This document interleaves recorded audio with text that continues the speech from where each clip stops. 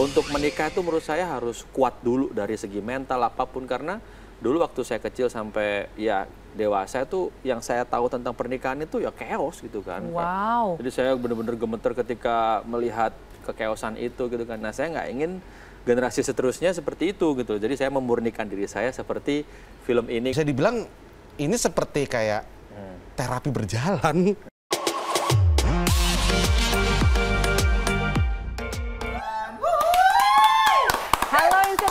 Apa kabarnya? Senang sekali kita bisa kembali berkumpul di iTalk bersama dengan saya Nadia Mulia. Dan ini adalah momen dimana kita akan membagikan sebuah review film. Mungkin udah nonton, kalau nonton sekali boleh, nonton 2 kali, seterusnya boleh ajak tetangganya juga. Mungkin tetangganya ada yang perlu disekolahin nih ya. Terkait bagaimana cara kalau sedang bercocot atau sedang ngegosipin. Karena udah kebayang kan kira-kira judulnya seperti apa, yaitu Cocote Tonggo. Benar nggak? Iya. Iya betul. Cocote Tonggo. Yeay.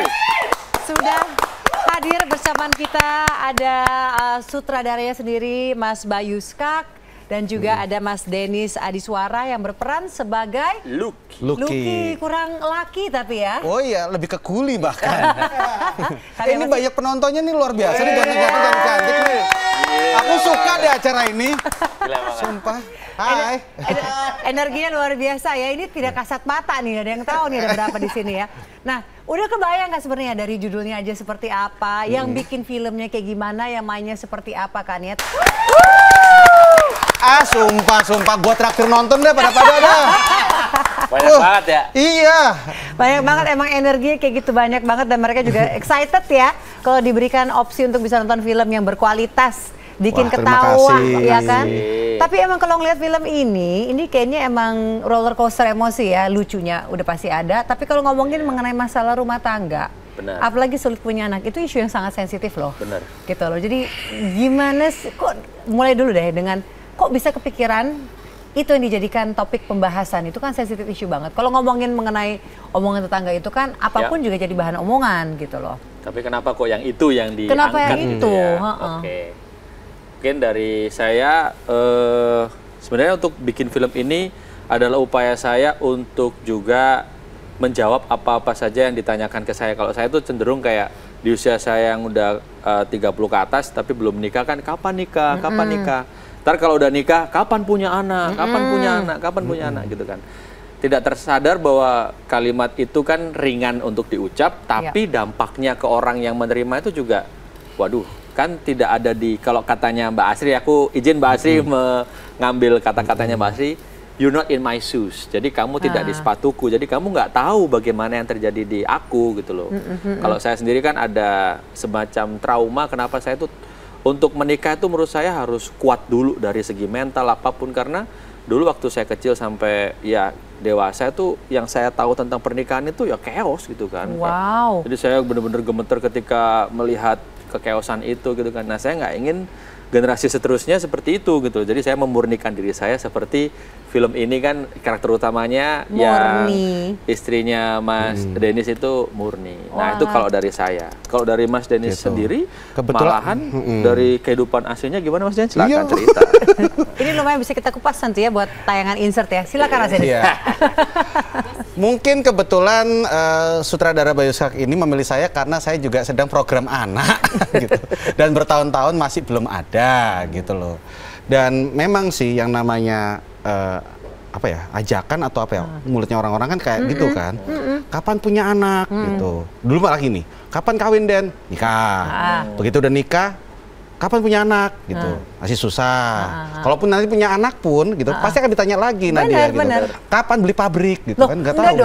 Ya siapa tahu gitu loh. Kapan kasih adiknya? Oh ya, kapan kasih adiknya? Beli pabrik gitu. biasanya nanti udah ke beberapa kali gitu, udah punya anak banyak. Wah, ini anaknya banyak, ini mau dikasih kerjaan apa nanti mereka beli pabrik. Makanya betul gitu. Nah, ini mudah-mudahan sih bisa relate ya sama banyak orang gitu loh. Akar rumput. Apalagi kalau misalkan di zaman sekarang tuh kan memang ekonomi lagi susah banget gitu loh. Kita harus mikir-mikir banget kalau pengen punya anak gitu. Dan ditambahkan sekarang juga udah seperti mulai ada apa ya, orang yang mengatakan saya ingin child free gitu loh ya. Iya. Ada juga yang seperti itu. Ada yang memang ingin tapi belum diberikan juga. Tapi kan yang mau dari masa ke masa, mau masa modern, mau masa apapun itu, yang namanya tetangga kenapa mereka masih seperti itu ya? Apakah itu juga ada trigger ya, atau pengalaman pribadi yang akhirnya Nampaknya. dijadikan akhirnya ada nih misalnya satu momen ya, akhirnya dijadikan bagian dari salah satu adegan di film itu. Mas Bayu kalau udah ngeliat HP pasti ada contekannya tuh di situ. Enggak lagi matiin Oh, notif. oh iya. Apa kira-kira yang kayaknya Baik. wah ini keterlaluan banget atau ini Ya. memorable banget akhirnya menjadi salah satu scene. Oke, ya itu tadi kalau misalnya dari saya, ini tidak hanya skupnya hanya di tetangga ya teman-teman. Kalau misalnya ini orang terdekat kita ya, di sekitar kita yang seringkali melontarkan pertanyaan-pertanyaan yang mungkin itu justru membuat kita, waduh kok nanya gitu ya. Nah kalau misalnya dari karakter sendiri, untuk karakter yang bisa dibilang jahat pun di film ini, itu juga mereka punya sebab akibat kenapa mereka seperti itu di masa lalunya. Tidak pernah hitam putih banget Bener, ya. bener banget Mbak. Jadi kalau misalnya kami bikin film itu, upayakan itu tidak membuat orang itu kayak bidadari, kayak malaikat yang dia nggak pernah salah. Terus ada satu lagi yang udah jahat sejahat setan gitu kan. Dia jahat juga ada alasannya kenapa. Nanti kalau misalnya di film ini kan ada Bu Pur yang diperankan sama Asri. Mbak Asri itu kan. Itu beliau seperti itu karena apa juga ada sebab akibatnya gitu loh. Namun di film ini memberikan arahan, memberikan pesan, gambaran bahwa kalau misalnya kalian terus-menerus memupuk rasa dengki kalian, ya jadinya akan seperti itu. Jadi jangan memupuk begitu. Oke, Gitu oke. sih.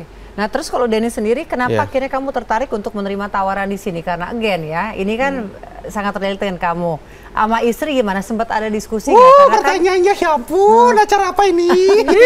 Aduh. Oke. Gitu.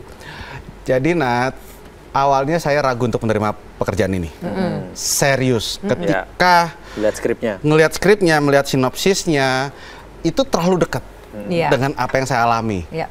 Saking deketnya tuh saya sampai nanya berkali-kali sama Mas Bayu, yakin nih ke gue gitu, sama ke produser yang lain pun juga gitu, yakin nih ke saya gitu. Akhirnya setelah menimbang-nimbang dan saya juga semedi gitu kan, saya akhirnya dapat ilapat, dapat suara-suara bahwa kamu harus ikut ini Den gitu.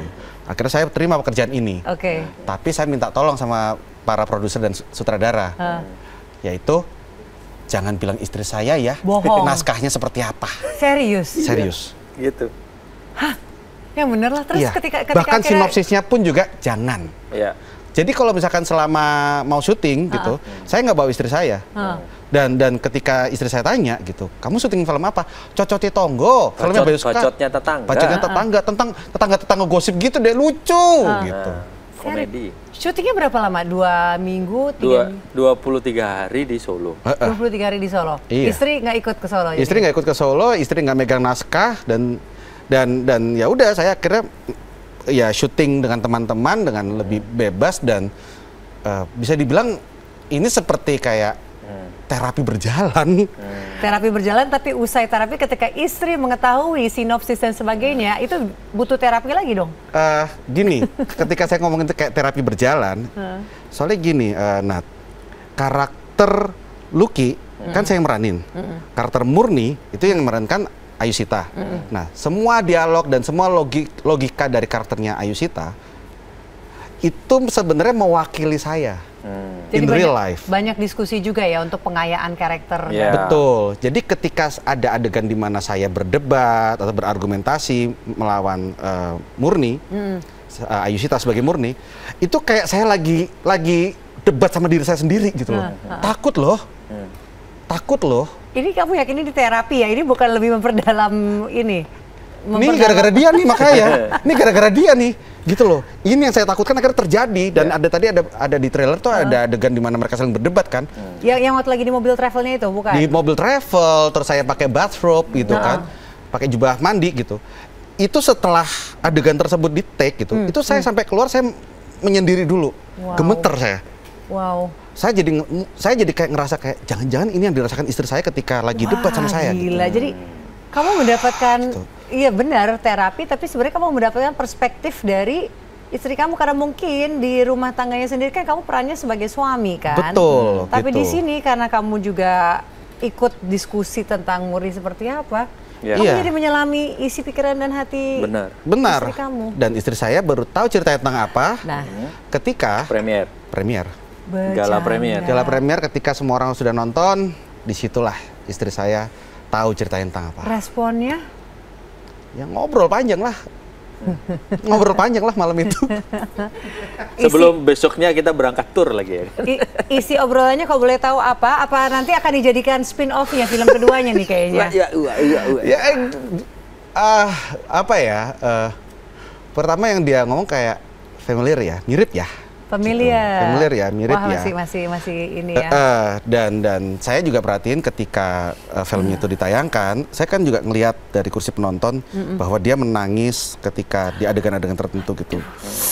Gitu tuh. Itu rasanya itu kayak oh sorry gitu. Oh my God. I'm sorry gitu. Itu loh. Itu sebuah perasaan yang gimana ya?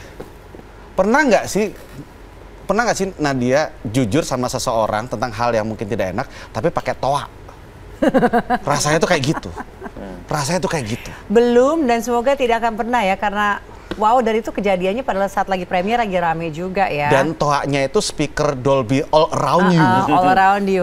Gitu loh. Tapi oke, tentu berakhir dengan sangat baik kan ya, karena Tapi, ini ya. memaksa kita juga sebagai, ini sorry ya kita jadi ngomonginnya Nggak apa-apa, sebelum nggak promo apa-apa, film, nggak karena menurut aku tuh pas aku lihat kan oke, ini menghibur, menarik, tapi pas ngobrol dengan Mas Bayu menceritakan ternyata ada juga referensi dari dirinya sendiri yang ya memiliki semacam trauma dengan pernikahan. Iya. Dan ketika ditanya oleh orang itu semakin dalam, dan ini juga dengan konteks yang sama tapi mengenai punya anak Punya gitu. anak. Ini deep banget gitu loh. Lebih advance-nya, lebih di atasnya, lebih punya anak itu. Kalau saya kan Betul. kapan nikah. Yang next levelnya adalah kapan punya anak. Betul, dan itu sangat menyakitkan ya kalau ditanyakan oleh orang lain gitu loh. Tapi akhirnya bagaimana hasil akhir dari semuanya, karena ini kan udah sekitar 2 minggu ya sudah mulai tayang ya. Istri akhirnya bisa Pelan-pelan, Nat. memurnikan. Pelan-pelan ya, Nat. Pertanyaannya Tapi lumayan aku ya, Nat. harus memberikan apresiasi kepada istri kamu loh. Maksudnya Iya. dia sangat mendukung, walaupun ini mungkin adalah kisah yang dihadapi oleh cukup banyak pasangan, tapi kan it hits home ya. Yeah. It hits home, dan dia mengizinkan juga untuk dari perspektif kamu dibagikan sih. Betul. Semoga yang menonton ini yang memiliki kisah yang sama itu bisa menjadi kayak semacam inspirasi ya, Betul. bisa membantu mereka. Apakah itu adalah salah satu tujuan bikin film ini juga? Bener. Untuk saya Salah mungkin satu juga. terapi, Bener. mungkin ingin membantu orang, apalagi itu Mas? Jadi di dalam film ini juga kita menyuarakan bahwa ya yang namanya omongan orang itu akan selalu ada ke depannya. Kita misalnya lagi ada pas luput terus kita salah, ya kita diomongin orang. Terus kalau misalnya kita lagi berjaya pun, lagi hoki pun, itu juga kadang diomongin orang. Jadi apapun kayaknya semuanya bisa aja diomongin orang. Makanya kita harus pinter-pinterannya mentransfer energi itu untuk nggak yang jadi marah atau dendam atau dengki, malah ya udah kalau baik kita tampung, kalau enggak ya kita lupakan aja gitu. Sehingga kita nanti seperti kata kuncinya itu menjadi murni. Oke. Kita murni. Jadi Saya kaget ibaratnya kata kunti loh, ini ada horornya juga gitu. kata kunci. Kayak sebenarnya kayak gelas ini kan, kalau misalnya trauma itu kan diibaratkan sama air keruh gitu kan ya. Jadi air keruh dari kakek nenek kita itu turun ke orang tua kita, turun ke generasi kita. Nah, sekarang pilihannya ada di generasi kita nih. Kita mau nggak membuat air keruh itu jernih dulu, baru kita menuangkan ke generasi seterusnya. Pilihan ada di kita sekarang, karena generasi kita adalah generasi milenial dan Gen Z kan. Generasi milenial itu tahun 80 sampai 97 sorry ya kalau salah ya, 97-an lah. 98. Kalau 98 sampai 2010, 2011 itu adalah generasi Z. Itu kita tuh denial. Kenapa kok denial? Karena gadget apa-apa kan sekarang udah ada gitu, dan kita tumbuh di saat informasi itu sangat dekat. Jadi kalau dulu generasi boomer, katakannya ke baby boomer gitu, oh siap, apa kata lu gua lakuin lah. Kalau sekarang nikah lu, bentar, kenapa harus nikah? Bentar dulu, kenapa nih gitu kan? Karena informasi semakin banyak kan. Jadi kalau nikah tuh nggak malah nambah solusi, tapi nambah masalah. Oleh karena itu kalau nambah masalah ya kita harus siap dulu, ya kan. Jadi harus cangkirnya itu harus jernih dulu. Akhirnya harus ini ya, harus Iya, diisi gitu. diisi Itu dengan air yang murni bener, terlebih yang dahulu murni. ya. Kalaupun memang keruh, ya kita isi dengan air Isi yang bersih terus, aja karena akan naik. akan naik si air keruhnya. Wow, so deep. Jadi harapannya adalah karena gini, kalau kita ngelihat juga tadi trailer ya, ini kan bisa dikatakan adalah bahasa yang kamu gunakan ya, aku kutip adalah komedi kampung naik kelas. Komedi kampung naik kelas, bisa dibilang Oke. tuh. Oke, Bang, ya bagus kan? sih, ada slogan baru deh. Oke, jadi kalau ngelihat kan memang itu sangat dekat dengan masyarakat kita yang sangat kebanyakan kan, dengan rumah yang berdekatan misalnya masih, walaupun di zaman yang modern ini ya, lebih kurang kan potretnya seperti itu juga ya. Benar. Jadi kenapa dipilih yang seperti itu ambience ya, suasananya? Karena lebih dekat ya Mas Dan ya. Iya, lebih dekat gitu. Itu lokasi syuting kita di Solo itu berdekatan satu rumah dengan yang lainnya, dan memang dari kacamata tersebut ya seringkali ada saja omongan-omongan tetangga. Banyak pula tetangga yang baik ke kita, yang mereka itu adalah keluarga terdekat kan tetangga itu. Kalau misalnya kita ada masalah apa-apa, Betul. nomor satu itu ya tetangga. Oleh karena itu di sini ada karakternya kan banyak tuh. Ada karakter Bule Yayu itu yang diperankan sama Mbak Briliana, terus ada Budayati Pesek, terus ada siapa namanya yang grupnya orang yang baik-baik, terus ada grupnya ibu-ibu rempong juga ada. Jadi memang seperti itu adanya. Kita memang benar-benar mengakar rumput dan kita riset. Terus kenapa kok pedagang jamu gitu kan? Karena pedagang jamu itu kesuburan lagi. jamu kesuburan, dan jamu kesuburan terus si murninya itu juga ada sedikit trauma karena kebanyakan pedagang jamu itu di era-era yang kalau sekarang kan udah pedagang jamu jadi kayak modern, bisa COD, bisa pesan dari online gitu kan. Kalau dulu kan mereka yang keliling gitu kan, itu sebenarnya seringkali menjadi, mohon maaf ya, jadi kayak apa ya, pelecehan gitu loh. Itu seringkali korban pelecehan. Jadi itu bukan seringkali, mayoritas bahkan pedagang itu. Oleh karena itu Murni itu trauma.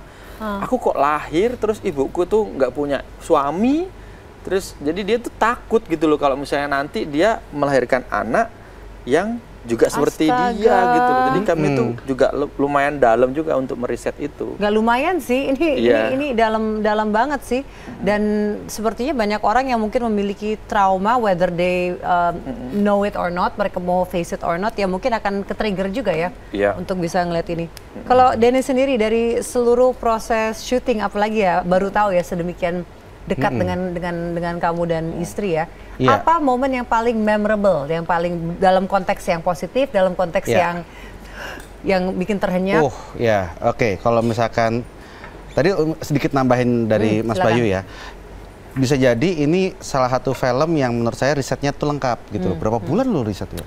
2 bulan Mas. 3 bulan. 3 bulan. Buat riset doang, terus setelah itu baru nulis.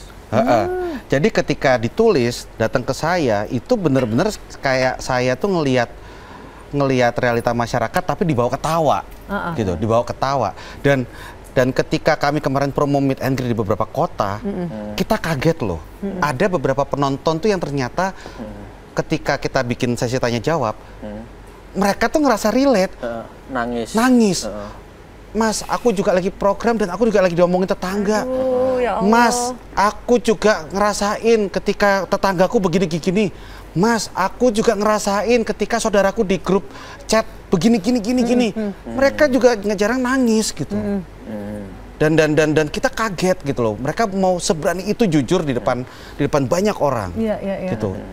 Bisa jadi itu adalah momen yang memorable buat kita karena akhirnya film kami membuka diskusi, orang mau speak up gitu. Membuka diskusi, itu kata kunci bagus tuh. Dan ya bisa jadi terapi juga buat mereka karena mereka menyadari they're not alone kan, kadang-kadang kalau orang ngalamin sesuatu kan yang itu kan mereka ngerasa mereka sendiri. Sendirian ya, bahkan mungkin gitu pasangannya nggak bisa diceritain, orang tua mertua apalagi begitu ya. Tapi ternyata, aku mau sedikit tanya dulu ya, karena aku belum nonton nih. Ini akan terus tayang sampai kapan nih kira-kira Mas harapannya? Ini udah masuk. Ini minggu kedua kita tayang. Minggu kedua lo guys. Kami kemarin tayang di hari Kamis minggu lalu, terus hari ini udah Jumat, jadi udah 1 minggu berjalan. Dan kalau film bioskop itu kemungkinan sampai 3 minggu sampai 1 bulan sih, Mbak. Oke. Kalau makanya mau nonton kita harus di era-era sekarang nih, jadi jangan nunggu-nunggu ya. Supaya bisa diperpanjang lagi dan perpanjang lagi.